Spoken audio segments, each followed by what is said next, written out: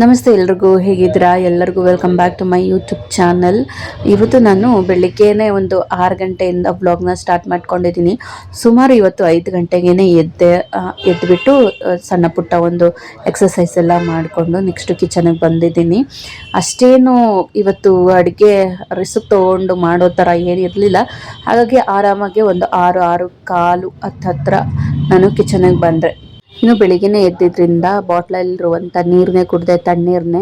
Exercise ಸ್ವಲ್ಪ ಮಾಡ್ತಾ ಇದೆಲ್ಲ ಮಧ್ಯದಲ್ಲಿ ನೀರು ಕುಡಿಬೇಕನ್ಸುತ್ತೆ ಅಂತ ಹೇಳ್ಬಿಟ್ಟು ಹಾಗೆ ಒಂದು 3/4 ಭಾಗ ಬಾಟ್ಲು ಖಾಲಿ ಮಾಡಿದ್ದೀನಿ ನೀರನ್ನ.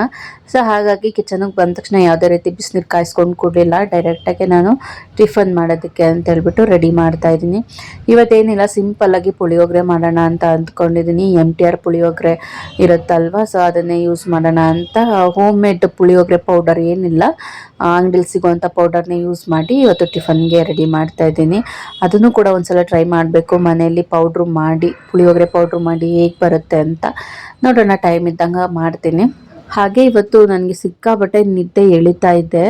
ಬಟ್ ಇವಾಗೇನಾದ್ರು ಬೆಳಗಿನ ಜಾವದಲ್ಲಿ ಮಲ್ಕೊಂಬಿಟ್ರಂತೂ ಚೆನ್ನಾಗಿ ನಿದ್ದೆ ಬರುತ್ತೆ.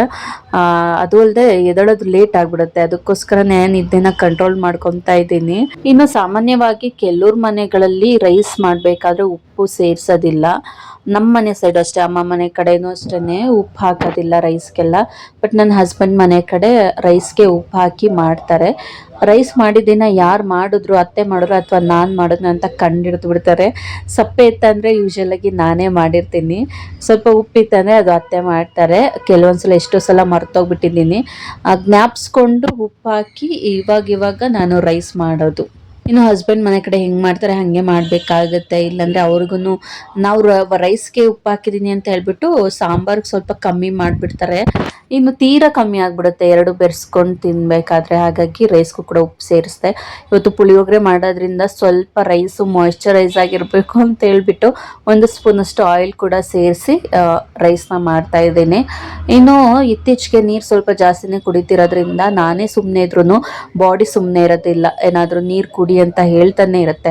ಇನ್ನು ಆಗ್ಲೇ ಹೇಳ್ದಾಗೆ ತಣ್ಣೀರು ಕುಡ್ತಿದ್ದೆ. ಹಾಗಾಗಿ ಇವಾಗ ಸ್ವಲ್ಪ ಬಿಸಿನೀರು ಕಾಯಿಸ್ಕೊಂಡು ಸುಮ್ಮನೆ ನೀರು ಕುಡಿಯೋದು ಯಾಕೆ, ಅದ್ರ ಜೊತೆಗೆ ಸ್ವಲ್ಪ ನಿಂಬೆ ರಸ ಜೊತೆಗೆ ಹನಿನ ಸೇರಿಸ್ಕೊಂಡು ಕುಡಿತಾ ಇದ್ದೀನಿ. ಇನ್ನು ನೋಡ್ತಿದ್ದಂಗೆ ರೈಸ್ ಕೂಡ ಆಗೋಯ್ತು. ಅದನ್ನು ಕೂಡ ತಣ್ಣಗಾಗೋದಕ್ಕೆ ಇಟ್ಟಿದ್ದೀನಿ. ಅದ್ರ ಜೊತೆಗೆ ಪುಳಿಯೋಗರೆ ಗೊಜ್ಜು ಕೂಡ ರೆಡಿ ಆಯಿತು. ಕೆಲವರು ಪುಳಿಯೋಗರೆ ಗೊಜ್ಜಿಗೆ ಹುಳಿ ಬಿಟ್ಟು ಮಾಡ್ತಾರೆ, ಹುಣಸೆಹಣ್ಣು ಹುಳಿ ಆ ರಸ ಬಿಟ್ಟು ಮಾಡ್ತಾರೆ. ಇನ್ನು ಕೆಲವರು ಸುಮ್ಮನೆ ಒಗ್ಗರಣೆ ಮಾತ್ರ ಮಾಡ್ತಾರೆ. ನಾನು ಹುಳಿ ರಸ ಬಿಟ್ಟು ಮಾಡಿದ್ದೀನಿ ಇವತ್ತು. ಇನ್ನು ಅಡುಗೆ ಮನೆ ಕೆಲಸ ಎಲ್ಲ ಮುಗಿಸ್ಕೊಂಡು ಹೊರಗಡೆ ಬಂದು ಹಾಲೆಲ್ಲ ಕ್ಲೀನ್ ಮಾಡ್ತಿದ್ದೆ. ಮಾವ ಅವ್ರ ಶೂನ ಪಾಲಿಶ್ ಮಾಡ್ಕೊತಾ ಇದ್ರು. ಜೊತೆಗೆ ನನ್ನ ಮಗಳು ಕೂಡ ಹೋಗಿ ಹೆಲ್ಪ್ ಮಾಡ್ತಾ ಇದ್ದಾಳೆ. ಅವ್ರೊಂದು ಶೂ ಪಾಲಿಶ್ ಮಾಡಿದ್ರೆ ನನ್ನ ಮಗಳು ಇನ್ನೊಂದು ಶೂ ಪಾಲಿಶ್ ಮಾಡ್ತಿದ್ದಾಳೆ. ಈ ರೀತಿ ಕ್ಯೂಟ್ ಆಗಿರೋ ವಿಡಿಯೋಸ್ನ ನಾನು ಮಿಸ್ ಮಾಡ್ಕೊಳ್ಳೋದೆ ಎಲ್ಲ ಕ್ಯಾಪ್ಚರ್ ಮಾಡಿಬಿಡ್ತೀನಿ. ನನ್ನ ಮಗಳು ಹೆಂಗೆ ಅಂತ ಹೇಳಿದ್ರೆ, ನಾನು ಬೇಗ ಎದ್ರೆ ಅವಳು ಕೂಡ ಬೇಗ ಎದ್ದೇಳ್ತಾಳೆ, ನಾನು ಲೇಟಾಗಿದ್ರೆ ಅವಳು ಕೂಡ ಲೇಟಾಗಿ ಎದ್ದೇಳ್ತಾಳೆ. ಬಟ್ ಏನಂದರೆ ಚಿಕ್ಕತ್ತೆ ಮಕ್ಕಳು ಮನೇಲಿ ಇದ್ದಿದ್ದರಿಂದ ನನಗೆ ಕೆಲಸ ಮಾಡ್ಕೊಳ್ಳೋದಕ್ಕೆ ಈಸಿ ಇತ್ತು. ಅವರೊಟ್ಟಿಗೆ ಆಟ ಆಡ್ಕೊತಾ ಇರ್ತಾಳೆ, ಹಾಗಾಗಿ ನನಗೆ ಕೆಲಸ ಮಾಡ್ಕೊಳ್ಳೋದಕ್ಕೆ ಈಸಿ ಆಗುತ್ತೆ. ನಮ್ಮ ಏರಿಯಾದಲ್ಲಿ ಜಾತ್ರೆ ನಡೀತಿರೋದ್ರಿಂದ ಚಿಕ್ಕತ್ತೆ ಮಕ್ಕಳಿಗೂ ಕೂಡ ರಜೆ ಇದೆ. ಹಾಗಾಗಿ ಶನಿವಾರ ಭಾನುವಾರ ಯಾವುದೇ ರಜೆ ಇತ್ತಂದ್ರೂ ನಮ್ಮ ಮನೆಗೆ ಬಂದ್ಬಿಡಿ ಅಂತ ಆರ್ಡ್ರ್ ಮಾಡಿಬಿಟ್ಟಿದ್ದೀನಿ. ಯಾಕಂದರೆ ವಂಶ ಜೊತೆ ಆಟ ಆಡ್ಕೊಳ್ಳೋಕ್ಕೆ ಇನ್ಯಾರೂ ಇಲ್ಲ. ಇವ್ರು ಬಂದರೆ ಮಾತ್ರ ಒಂದು ಆಟ ಅಂತ ಆಡೋದು ಅವಳು. ಇಲ್ಲ ಅಂತ ಹೇಳಿದ್ರೆ ಫೋನು, TV ಅಥವಾ ಒಂದೇ ಆಟ ಆಡ್ಕೊತಾ ಇರುತ್ತೆ. ಹಾಗಾಗಿ ಚಿಕ್ಕತ್ತೆ ಮಕ್ಕಳಿಗೆ ಎಷ್ಟು ಸಾಧ್ಯ ಆಗುತ್ತೆ ಅಷ್ಟು ಮನೆಗೆ ಬಂದು ಹೋಗಿ ಅಂತ ಹೇಳ್ತಾ ಇರ್ತೀನಿ. ಸೊ ರಜೆ ಇದ್ದಿದ್ದ ಕಾರಣ ಅವರು ಇದ್ದರು ಮನೇಲಿ. ಇನ್ನು ಒಂಚುಮ್ಮ ಎದ್ದು ಕೂಡ್ಲೇ ಅವಳಿಗೆ 1 ಗ್ಲಾಸ್ ನೀರು ಕುಡಿಸ್ತೀನಿ. ಚಿಕ್ಕ ಗ್ಲಾಸಲ್ಲಿ 1 ಗ್ಲಾಸ್ ಬಿಸಿನೀರನ್ನ ಕುಡಿಸ್ತೀನಿ. ಸೊ ಇವತ್ತು ನನಗೆ ನಮ್ಮ ಚಿಕ್ಕತ್ತೆ ಮಗಳು ಚಿಕ್ಕವಳು ಹೆಲ್ಪ್ ಮಾಡಿದ್ಲು ನೀರು ಕುಡಿಸೋದಕ್ಕೆ, ಅವಳೇ ಕುಡಿಸಿದ್ಲು. ಅದಾದಮೇಲೆ ಟಿಫನ್ಗೆ ಏನು ಮಾಡೋದು ಸ್ವಲ್ಪ ಯೋಚನೆ ಮಾಡ್ತಾಯಿದ್ದೆ. ಅವಳಿಗೆ ಸಪ್ರೇಟ್ ಮಾಡಬೇಕಾಗುತ್ತೆ. ಪುಳಿಯೋಗರೆ ತಿಂತಾಳೆ, ಬಟ್ 3 ಟೈಮು ರೈಸ್ ಆಗಿಬಿಡುತ್ತೆ. 1 ಟೈಮ್ ಏನಾದರೂ ಚೆನ್ನಾಗಿರೋದು ಕೊಡೋಣ ಅಂತ ಹೇಳ್ಬಿಟ್ಟು. ಸೊ ಹಾಲು ಜೊತೆಗೆ ಒಂಥರ ಇದು ಡ್ರೈ ಫ್ರೂಟ್ಸ್ ಸ್ಮೂತಿ ಅಥವಾ ಮಿಲ್ಕ್ ಶೇಕ್ ಆ ರೀತಿ ಏನಾದರೂ ಒಂದು ಹೆಸರಿಡ್ಬೋದು. ನಾನು ಡ್ರೈ ಫ್ರೂಟ್ಸ್ನ ಹಾಲಲ್ಲಿ ನೆನೆಸಿಟ್ಟಿದ್ದೆ, ಬಿಸಿ ಹಾಲಲ್ಲಿ. ಇನ್ನು ಅರ್ಧದಷ್ಟು ದಾಳಿಂಬೆ ಹಣ್ಣು ತೊಗೊಂಡು ಸ್ವಲ್ಪ ರಾತ್ರಿನೇ ನಾನು ಶೇಂಗಾನ ನೆನೆಸಿಟ್ಟಿದ್ದೆ, ಬೆಳಗ್ಗೆ ಸಲಾಡ್ ಮಾಡೋಣ ಅಂತ. ಮಾಡೋದಕ್ಕಾಗದೇ ಇರೋ ಕಾರಣ ಅದನ್ನು 1 ಮುಷ್ಟಿಯಷ್ಟು ತೊಗೊಂಡಿದ್ದೀನಿ. ಅದ್ರ ಜೊತೆಗೆ ಬೆಲ್ಲನ ಸೇರಿಸ್ಕೊಂಡಿದ್ದೀನಿ. ಇಷ್ಟನ್ನು ರುಬ್ಬಿಟ್ಟು ಅವಳಿಗೆ ಕುಡಿಸ್ತಾ ಇದ್ದೀನಿ. ಕುಡಿಸೋದಕ್ಕೇನು ಕಷ್ಟ ಆಗಲಿಲ್ಲ, ಯಾಕಂದರೆ ಟೇಸ್ಟ್ ಅಂತೂ ಚೆನ್ನಾಗೇ ಇತ್ತು. ಫಸ್ಟು ನಾವು ಟೇಸ್ಟ್ ಮಾಡಿ ಮಕ್ಕಳು ಕೊಡ್ತೀವಿ ಯಾವಾಗ್ಲೂ, ಹಾಗಾಗಿ ಟೇಸ್ಟ್ ಚೆನ್ನಾಗೇ ಇದ್ದಿದ್ದರಿಂದ ಅವಳಿಗೆ ಕುಡಿಸ್ದೆ. ಚೆನ್ನಾಗೆ ಕುಡಿದ್ಲು, ಬೇಗನೆ ಖಾಲಿ ಕೂಡ ಮಾಡಿದ್ಲು. ಇದರಿಂದ ಅವ್ರ ಹೊಟ್ಟೆನೂ ಕೂಡ ತುಂಬುತ್ತೆ, ವೆಯ್ಟ್ ಗೇನ್ಗೂ ಕೂಡ ಹೆಲ್ಪ್ ಆಗುತ್ತೆ. ಸೊ ಇದೊಂದು ಹೆಲ್ದಿ ರೆಸಿಪಿ ಅಂತಾನೆ ಹೇಳ್ಬೋದು. ಮಾರ್ನಿಂಗ್ ಟೈಮ್ ನಾವು ಆದಷ್ಟು ಒಂದು ಹೆಲ್ದಿ ಹಾಗೆ ಜಾಸ್ತಿ ಒಂದು ಪ್ರೋಟೀನು ಇನ್ನೊಂದು ಮತ್ತೊಂದು ಏನೇನಿದೆ ಅದೆಲ್ಲ ಇರುವಂಥ ಒಂದು ಫುಡ್ನ ಕೊಡಬೇಕಾಗತ್ತೆ. ಸುಮ್ಮನೆ ರೈಸ್ ಐಟಮು ಅಥವಾ ಬರೀ ಹಾಲು ಈ ರೀತಿ ಕೊಡೋ ಬದಲು ಸೊ ಎಲ್ಲನೂ ಒಟ್ಟಿಗೆ ಸಿಗುವಂಥ ಒಂದು ಮಿಲ್ಕ್ ಶೇಕ್ನ ಕೊಟ್ಟಿದ್ದೀನಿ.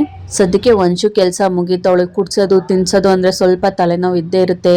ಹಾಗಾಗಿ ಇವತ್ತು ಸ್ಮೂತಿ ಮಾಡಿದ್ರಿಂದ ಬೇಗನೆ ಕುಡ್ಕೊಂಬಿಟ್ಲು. ಮಿಲ್ಕ್ ಶೇಕ್ ಅಥವಾ ಸ್ಮೂತಿ ಏನಾದರೂ ಹೆಸರಿಟ್ಕೊಬೋದು. ಇನ್ನು ನೆಕ್ಸ್ಟ್ ಆ್ಯಸ್ ಯೂಶಲ್ ಏನಂದರೆ ಬೆಳಗ್ಗೆ ಟಿಫನ್ ಎಲ್ಲ ಮುಗಿಸಿದಾದ್ಮೇಲೆ ಇನ್ನೊಂದು ರೌಂಡ್ ನಾವು ಪಾತ್ರೆ ಎಲ್ಲ ವಾಶ್ ಮಾಡೋದು ಇದ್ದೇ ಇರುತ್ತೆ. ಎಲ್ಲನೂ ಒಂದೊಂದಕ್ಕೆ ತೆಗೆದಿಟ್ಟು ಉಳಿದಿದ್ದು ಬೆಳೆದಿದ್ದೆಲ್ಲ ಪಾತ್ರೆಗಳನ್ನೆಲ್ಲ ಹಾಕ್ಕೊಂಡು ವಾಶ್ ಮಾಡೋದು. ನಾನು ಕೂಡ ಅದೇ ರೀತಿ ಕಿಚನ್ ಎಲ್ಲ ಕ್ಲೀನ್ ಮಾಡ್ಕೊತಾ ಇದ್ದೀನಿ. ಕಿಚನ್ಗೆ ಹೋದಾಗೆಲ್ಲ ಪಾತ್ರೆ ತೊಳೆದಿಟ್ರು ಪಾತ್ರೆ ಬೀಳ್ತಾನೆ ಇರುತ್ತೆ. ಹೆಂಗೆ ಅಂತ ಇದುವರೆಗೂ ಅದಕ್ಕೆ ಆನ್ಸರ್ ಸಿಕ್ಕಿಲ್ಲ ಅಂತ ಹೇಳ್ಬೋದು. ಇದು ಸಾಮಾನ್ಯ ಎಲ್ಲರೂ ಮನೇಲಿ ಇರುವಂಥ ಒಂದು ಪ್ರಾಬ್ಲಮ್ಮೇ. ಅಡುಗೆ ಮಾಡ್ತಾ ಮಾಡ್ತಾ ಪಾತ್ರೆ ತೊಳ್ಕೊಂಡ್ರು ಪಾತ್ರೆ ಇರುತ್ತೆ, ಪಾತ್ರೆ ತೊಳೆದ್ಮೇಲೆ 5 ನಿಮಿಷ ಬಿಟ್ಟು ಬಂದ್ರೂ ಪಾತ್ರೆ ಇರುತ್ತೆ. ಒಟ್ಟಿಗೆ ಪಾತ್ರೆ ತೊಳೆದ್ರಲ್ಲೇ ನಮ್ಮ ಜೀವನ ಕಳೀತಿದೆ ಅಂತ ಹೇಳ್ಬೋದು. ಬಟ್ ಆದ್ರೂ ನನಗೊಂದು ಸ್ವಲ್ಪ ಇಷ್ಟ ಆಗುತ್ತೆ ಪಾತ್ರೆ ಎಲ್ಲ ತೊಳೆಯೋದು, ಮನೆ ಕೆಲಸ ಎಲ್ಲ ಮಾಡೋದು ಅಂತ ಹೇಳಿದ್ರೆ. ಇನ್ನು ಹಾಗೆ ಈ ಸೋಪೆಲ್ಲ ಇಟ್ಕೊಳ್ಳೋದಕ್ಕೆ, ಪಾತ್ರೆ ತೊಳೆ ಸೋಪೆಲ್ಲ ಇಟ್ಕೊಳ್ಳೋದಕ್ಕೆ ಜಾಗ ಇರಲಿಲ್ಲ, ಸಿಂಕ್ ಕೆಳಗಡೆ ಇಟ್ಕೊತಾ ಇದ್ದೆ. ಹಾಗಾಗಿ ಮಾವ ಒಂದು ಸ್ಟ್ಯಾಂಡ್ನ ಬುಕ್ ಮಾಡಿ ತರಿಸಿದ್ರು. ನನಗೆ ಎಲ್ಲಿ ಬೇಕೋ ಅಲ್ಲಿಗೆ ಅಟ್ಯಾಚ್ ಮಾಡಿಸ್ಕೊಂಡಿದ್ದೀನಿ. ನಾನು ಕೂಡ ಒಂದು ಪ್ಲಾಸ್ಟಿಕ್ ಅದನ್ನ ಅಟ್ಯಾಚ್ ಮಾಡಿದೆ, ಬಟ್ ಅದು ತೂಕಕ್ಕೆ ಬಿದೋಗಿತ್ತು. ಇವತ್ತು ಮಾವ ಈ ತರ ಕಬ್ಬಿಣದೊಂದು ತರಿಸಿ ಹಾಕ್ಸಿದ್ದಾರೆ. ಸೊ ಈ ರೀತಿ ಕಾಣಿಸ್ತಿದೆ ನೋಡಿ ಕಿಚನ್ ಅಲ್ಲಿ ನಾನು ಹಾಕ್ಸಿರುವಂತದ್ದು. ಇನ್ನು ನೆಕ್ಸ್ಟ್ ಇವತ್ತು ಸ್ವಲ್ಪ ಕಿಚನ್ ಕ್ಲೀನ್ ಮಾಡೋಣ ಅಂತ ಅಂದ್ಕೊಂಡಿದ್ದೀನಿ, ಬಾಕ್ಸ್ ಎಲ್ಲ ಒರೆಸಿ. ಸೊ ಬಾಕ್ಸ್ ಕೆಲಸ ಇವತ್ತು ಇಟ್ಕೊಳ್ಳೋಣ. ನೆನ್ನೆನೆ ಸ್ವಲ್ಪ 2 ಶೆಲ್ಫ್ಗಳು ಮತ್ತೆ ಮಿಕ್ಸಿಗಳನ್ನೆಲ್ಲ ಕ್ಲೀನ್ ಮಾಡಿಸಿ, ಮಿಕ್ಸಿ ಟೇಬಲ್ಲು, ಈರುಳ್ಳಿ ಬುಟ್ಟಿ, ಬೆಳ್ಳುಳ್ಳಿ ಬುಟ್ಟಿ ಇದನ್ನೆಲ್ಲ ನೈಟೇ ಅತ್ತೆ ಕೈಲಿ ಕ್ಲೀನ್ ಮಾಡಿಸಿ ಇಟ್ಕೊಂಡ್ಬಿಟ್ಟೆ. ಇವತ್ತು ಬಾಕ್ಸ್ಗಳನ್ನ ಒರೆಸೋದಷ್ಟೇ ಬ್ಯಾಲೆನ್ಸ್ ಉಳಿಸ್ಕೊಂಡಿದ್ದೀನಿ. ಇನ್ನು ನಮ್ಮನೇಲಿ 2 ಥರ ಮಿಕ್ಸಿ, ಒಂದು ಗ್ರೈಂಡರ್ ಇದೆ. ಇನ್ನು ಈ ಮಿಕ್ಸಿ ವೈಟ್ ಕಲರ್ ಮಿಕ್ಸಿದು ಒಂದು ಸ್ಟೋರಿ ಇದೆ ನೋಡಿ, ಹೆಂಗೆ ಮಾಡಿಬಿಟ್ಟಿದ್ದೀನಿ ಅಂದರೆ ಸ್ವಲ್ಪ ಬಿಸಿ ಅಂದರೆ ಶಾಖತ್ತಾಗಿ ಆ ರೀತಿ ಆಗಿದೆ. ಕಾರಣ ಬಂದು ಈ ಒಂದು ದೊಡ್ಡ ಬಾಣಲಿಲಿ ಒಂಚೂಗೆ ಡ್ರೈ ಫ್ರೂಟ್ಸ್ ಮಾಡೋದಕ್ಕೆ ಅಂತ ಹೇಳ್ಬಿಟ್ಟು ಪದಾರ್ಥಗಳನ್ನೆಲ್ಲ ಹುರಿದಿದ್ದೆ ಈ ಬಾಣಲಿಲಿ. ನೋಡಿ ಇದು ಅದಕ್ಕೆ ತಾಕಿ ಅದು ಇದಕ್ಕೆ ತಾಕಿ ಹೆಂಗಾಗ್ಬಿಟ್ಟಿದೆ ಬಾಣಲಿ, ಎಷ್ಟು ಉಜ್ಜಿದ್ರೂ ಹೋಗ್ತಾ ಇಲ್ಲ. ಇನ್ನು ಈ ಫುಲ್ಲು ಶೆಲ್ಫ್ ತುಂಬ ಪಾತ್ರೆಗಳು ತುಂಬೋಗಿತ್ತು, ಅದು ಇದು ಮಾಡಿ ಐಟಮ್ಗಳೆಲ್ಲ. ಇನ್ನು ನಾನೆಲ್ಲಿ ಇಟ್ಕೊಳ್ಳೋದು ಅಂತ ಹೇಳ್ಬಿಟ್ಟು ಈ ಥರ ನೀರಿನ ಅಂಡೆ ಮೇಲೆ ತಣ್ಣಗಾಗೋದಕ್ಕೆ ಅಂತ ಹೇಳ್ಬಿಟ್ಟು ಬಾಣಲಿನ ಇಟ್ಟಿದೆ. ಅದೇನಾಯಿತು, ಜಾರ್ಕೊಂಡು ಬಂದು ಮಿಕ್ಸಿ ಮೇಲೆ ಬಿದ್ದು ಈ ರೀತಿ ಆಗೋಗಿದೆ ಅದು. ಇನ್ನೊಂದು ನೆಕ್ಸ್ಟು ಅದ್ರ ಮೇಲೇ ಕೆಟಲ್ ಬರುತ್ತೆ ಬಿಸಿನೀರು ಕಾಯಿಸ್ಕೊಳ್ಳೋದಕ್ಕೆ, ಆ ವಯರ್ ಕೂಡ ಇಲ್ಲೇ ಬಿದ್ದಿತ್ತು, ಅದ್ರ ಮೇಲೆ ಬಂದಿತ್ತು, ಅದು ಕೂಡ ವಯರ್ ಸುಟ್ಟೋಯ್ತು. ಹಾಗಾಗಿ ಬಾಣಲಿ ಆಕತೆ ಆಗಿದೆ, ಮಿಕ್ಸಿ ಆಕತೆ ಆಯಿತು, ಹಳೆ ಕೆಟಲ್ಲು ಕೆಟ್ಟೋಯ್ತು. ಸೊ ಹಾಗಾಗಿ ಅದನ್ನು ಎಷ್ಟು ಹೊಸದೊಂದು ಕೆಟಲ್ ಇತ್ತು ಆಲ್ರೆಡಿ, ಅದನ್ನು ಕೆಳಗಡೆ ತೊಗೊಂಡು ಯೂಸ್ ಮಾಡ್ತಾ ಇದ್ದೀವಿ. ಸೊ ಮಿಕ್ಸಿ ಈ ಕತೆ ಆಗಿದೆ, ಅದಕ್ಕೆ ಜಾರ್ ಹಾಕಿದ್ರೆ ತೆಗಿಯೋಕ್ಕೆ ಬರೋದಿಲ್ಲ, ಆ ರೀತಿ ಒಂದು ಕಂಡೀಷನಲ್ಲಿದೆ. ಇನ್ನೊಂದು ಕೆಟಲ್ ಒಂದು ಕೆಡ್ಸಿಟ್ಟಿದ್ದೀನಿ, ಇನ್ನು ಬಾಣಲಿ ಬ್ಯಾಕ್ ಸೈಡ್ ಸೀದೋಗಿದೆ. ಸೊ ಇಷ್ಟೆಲ್ಲ ಪದ್ಧತಿ ಮಾಡಿದ್ರು ನಮ್ಮ ಮನೇಲಿ ಒಂದು ಮಾತು ನನಗೆ ಬೈಲಿಲ್ಲ, ಹೋಗ್ಲಿ ಬಿಡು ಅಂತ ಅಷ್ಟೇ ಅಂದರು. ಸೊ ಇದೆಲ್ಲ ನೋಡಿದಾಗ ಸ್ವಲ್ಪ ಖುಷಿ ಆಗುತ್ತೆ, ನಾನೇ ಪುಣ್ಯವಂತೆ, ನಾನೇ ಭಾಗ್ಯವಂತೆ ಅಂತ ಅನಿಸುತ್ತೆ.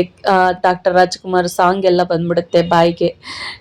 ಸರಿ, ಇನ್ನು ಆಗಲೇ ಹೇಳ್ದಾಗೆ ಬಾಕ್ಸ್ಗಳನ್ನೆಲ್ಲ ಒರೆಸಿಕೊಬೇಕು ಅಂತ ಹೇಳ್ಬಿಟ್ಟು ಎಲ್ಲನೂ ತೆಗಿತಾ ಇದ್ದೀನಿ. ಜೊತೆಗೆ ರೇಷನ್ ಕೂಡ ತಂದಿದ್ರು, ಹಾಗಾಗಿ ಹಳೆ ರೇಷನ್ ಎಲ್ಲ ತೆಗೆದು ಎಕ್ಸ್ಪೈರಿ ಡೇಟ್ ಆಗಿರೋದನ್ನೆಲ್ಲ ಎಸ್ತು ರೇಷನ್ ಎಲ್ಲ ಫಿಲ್ ಮಾಡ್ಕೊಬೇಕು. ಬಾಕ್ಸ್ ಎಲ್ಲ ತೊಳೆಯೋಣ ಅಂತ ಅಂದ್ಕೊಂಡೆ, ಬಟ್ ನೀರು ಇರಲಿಲ್ಲ, ಸದ್ಯಕ್ಕೆ ಖಾಲಿ ಆಗೋಗಿತ್ತು. ನೀರು ಬರೋದು ಇನ್ನೂ 2-3 ದಿನ ಆಗುತ್ತೆ. ಸೊ ಅಲ್ಲಿವರೆಗೂ ರೇಷನ್ ಕೂಡ ಹಾಗೆ ಇಟ್ಕೊಬೇಕಾಗುತ್ತೆ, ಹೊಸ ರೇಷನ್ನು. ಸೊ ಹಾಗಾಗಿ ಸುಮ್ಮನೆ ಬಾಕ್ಸ್ನ ಮೇಲೆ ಒರೆಸಿಕ್ಕೊತಾ ಇದ್ದೀನಿ. ರೇಷನ್ ಎಲ್ಲ ತೆಗೆದು ಧೂಳೆಲ್ಲ ಕೊಡ್ವಿ ಮೇಲೆ ಸ್ವಲ್ಪ ಒದ್ದೆ ಬಟ್ಟೆಯಲ್ಲಿ ಒರೆಸಿ, ಇನ್ನೊಂದು ಡ್ರೈ ಬಟ್ಟೆಲಿ ಒಂದ್ಸಲ ಒರೆಸ್ಬಿಟ್ಟು 2 ಸಲ ಒರೆಸಿ ಎತ್ತಿಡೋಣ ಅಂತ ಹೇಳ್ಬಿಟ್ಟು ಇನ್ನು ಫೈನಲಿ ಆ ಕೆಲಸನೂ ಕೂಡ ಮುಗೀತು. ಬಾಕ್ಸ್ ಎಲ್ಲ ಒರೆಸಿದಾದ್ಮೇಲೆ ಆಯಾ ಜಾಗಕ್ಕೆ ಎತ್ತಿಕ್ಕೊತಾ ಇದ್ದೀನಿ. ನಮ್ಮ ಅತ್ತೆ ಕೂಡ ನನಗೆ ಹೆಲ್ಪ್ ಮಾಡಿದ್ರು. ಹೆಲ್ಪ್ ಕೇಳೋದ್ರಲ್ಲಿ ತಪ್ಪೇನಿಲ್ಲ. ನಾನು ಸ್ಟಾರ್ಟಿಂಗ್ ಡೇಸಲ್ಲಿ ಹೆಲ್ಪ್ ಕೇಳೋದಕ್ಕೆ ಹಿಂದೆ ಮುಂದೆ ನೋಡ್ತಿದ್ದೆ, ಏನಾದರೂ ಅಂದ್ಕೊಂಡ್ಬಿಡ್ತಾರೇನೋ ನಾನು ಹೆಲ್ಪ್ ಕೇಳೋದ್ರಿಂದ ಅಂತ ಅಂದ್ಕೊತಿದ್ದೆ. ಹೆಲ್ಪ್ ಕೇಳೋದ್ರಿಂದ ನಮಗೂ ಕೂಡ ಟೈಮ್ ಸೇವ್ ಆಗುತ್ತೆ, ನಮಗೂ ಜಾಸ್ತಿ ರಿಸ್ಕ್ ಅನ್ಸೋದಿಲ್ಲ. ಜೊತೆಗೆ ಸಣ್ಣ ಪುಟ್ಟ ಹೆಲ್ಪ್ ಕೇಳೋದ್ರಿಂದ ತಪ್ಪೇನಿಲ್ಲ ಅಲ್ವಾ.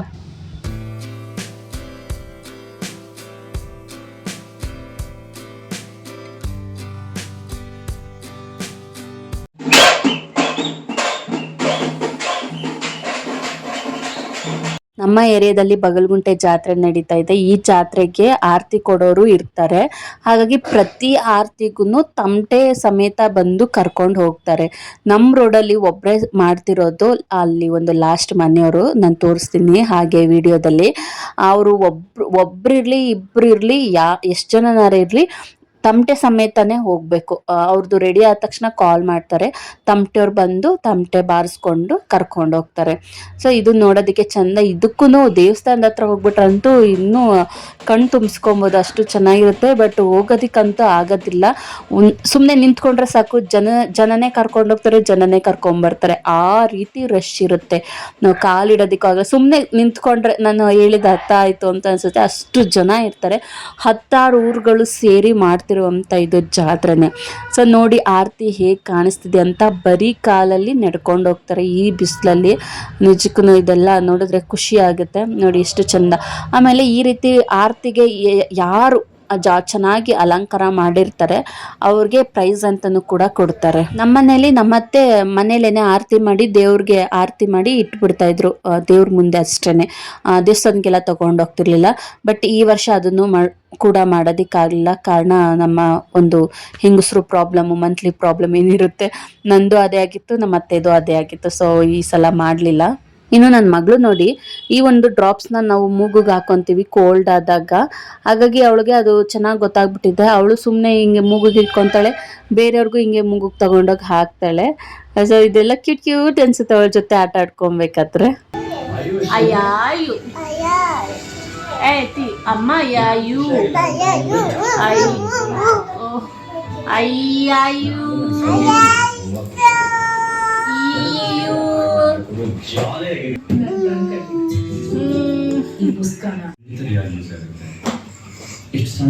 ಬಾಯಲ್ಲಿ ಏನ್ ಮಾಡೋದಪ್ಪ. ಇನ್ನು ಬೆಳಗ್ಗೆಯಿಂದ ಕೆಲಸ ಅಂತ ಹಿಡ್ಕೊಂಡ್ಬಿಟ್ರೆ ಟೈಮ್ ಹೆಂಗೋಗುತ್ತೆ ಅಂತಾನೆ ಗೊತ್ತಾಗ್ಲಿಲ್ಲ. ಹಾಗಾಗಿ ಸಂಜೆ ಹಾಗೆ ಹೋಯ್ತು, ಒಂದು 4 ಗಂಟೆ ಮೇಲೆ ಫ್ರೆಶ್ ಅಪ್ ಆಗಿ ವಾಕಿಗೂ ಕೂಡ ಹೊರಟೆ.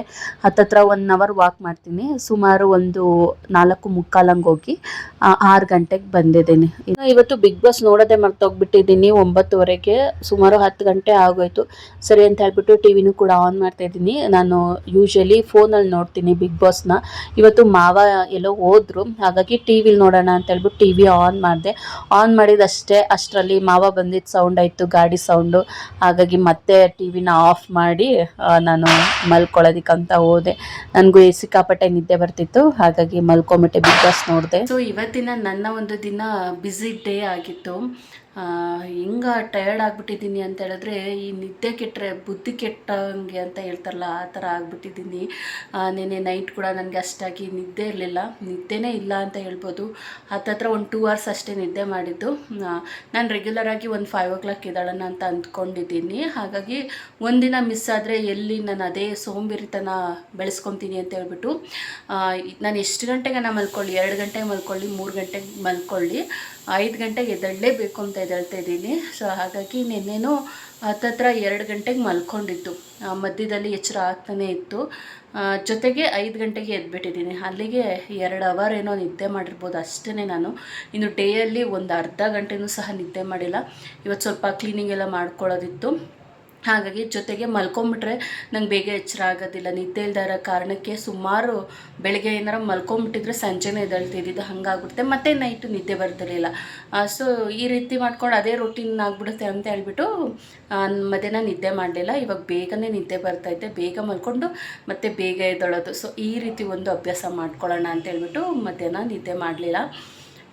ಒಂಥರ ಬುದ್ಧಿನೇ ಕೆಟ್ಟಂಗೆ ಸುಮ್ಮನೆ ತಲೆ ತಿರುಗಿ ಬರ್ತಾಯಿದೆ, ಆ ರೀತಿ ಆಗ್ತಿದೆ. ನಿದ್ದೆ ಇಲ್ಲ ಅಂದರೆ ಆಗಲ್ಲ. ಅದಕ್ಕೆ ನಿದ್ದೆ ತುಂಬ ಇಂಪಾರ್ಟೆಂಟ್, ನಾವು ಹೆಲ್ದಿಯಾಗಿರೋದಕ್ಕೆ ಎಲ್ಲದಕ್ಕೂ ಅಂತ ಹೇಳ್ತಾರೆ. ಹಾಗೆ ನಾನು ಇನ್ನೊಂದು ಹೇಳಬೇಕಿತ್ತು, ನನಗೆ ಯಾಕೋ ಬೆಳಗ್ಗೆ ಒಂದು 10 ಗಂಟೆ ಮೇಲೆ ಮೂಗಲ್ಲಿ ಸ್ವಲ್ಪ ರಕ್ತ ಬಂತು. ಅದು ಯಾವ ರೀತಿ ಅಂದರೆ ಸುಮ್ಮನೆ ಸೀನ್ ಬರೋ ಥರ ಬಂತು, ಸೀನ್ದೆ ಸ್ವಲ್ಪ ಗೆಡ್ಡೆ ಥರ ಬಂತು. ಸ್ವಲ್ಪನೇ ಸ್ವಲ್ಪ, ಜಾಸ್ತಿನೂ ಇಲ್ಲ, ಒಂದು ಸ್ವಲ್ಪ ಮಾಂಸ, ಚಿಕ್ಕ ಮಾಂಸ ಥರ ಬಂತು.